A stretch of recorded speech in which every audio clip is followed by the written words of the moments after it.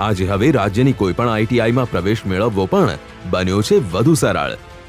ITI online admission system થકી રાજ્યનો છેવાડાનો ઉમેદવાર પણ આઈટીઆઈનો રૂબરૂ સંપર્ક કર્યા સિવાય ઘેર બેઠા રાજ્યની કોઈપણ આઈટીઆઈમાં તેમના પસંદગીના વ્યવસાયોમાં પ્રવેશ મેળવવા માટે ઓનલાઈન ફોર્મ ભરી શકે છે અને પ્રવેશ મેળવી શકે છે, જેથી ઉમેદવારોનો સમય તથા નાણાંની બચત થશે।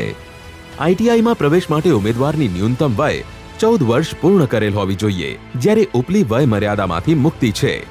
રાજ્યના યુવાનો આઈટીઆઈમાં પ્રવેશ મેળવી રોજગારી મેળવે તે માટે તેઓને વિવિધ સુવિધાઓ આપવામાં આવે છે, જેમ કે રાજ્યની આઈટીઆઈમાં એસસી, એસટી, મહિલા અને દિવ્યાંગ તાલીમાર્થીઓને વિનામૂલ્યે તાલીમ આપવામાં આવે છે। જનરલ તાલીમાર્થીઓને માસિક ₹200 તથા એસસી, એસટી, સામાજિક અને શૈક્ષણિક પછાત વર્ગના તાલીમાર્થીને માસિક ₹400 લેખે સંસ્થાકીય સ્ટાઇપેન્ડ આવક મર્યાદાને આધીન